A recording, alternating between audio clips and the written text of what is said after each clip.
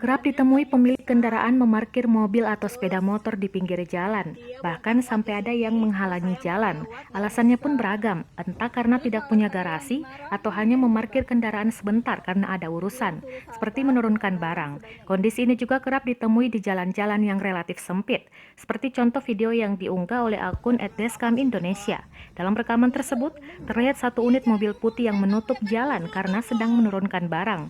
Pengemudi mobil wanita yang berada di belakang mobil putih itu pun merasa jalannya dihalangi dan merekam aksi tersebut.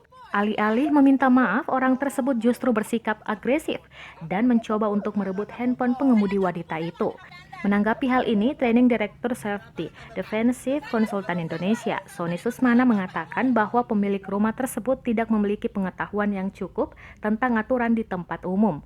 Menurut Kasubdit Gakum Ditlantas Polda Metro Jaya AKBP Fahri Siregar, jika ada kegiatan yang sampai mengganggu jalan umum, regulasinya sudah ada dalam Undang-Undang Nomor 22 Tahun 2009 tentang Lalu Lintas dan Angkutan Jalan, serta Peraturan Kapolri Nomor 10 Tahun 2012 mengenai peraturan lalu lintas dalam keadaan tertentu dan penggunaan jalan selain untuk kegiatan lalu lintas.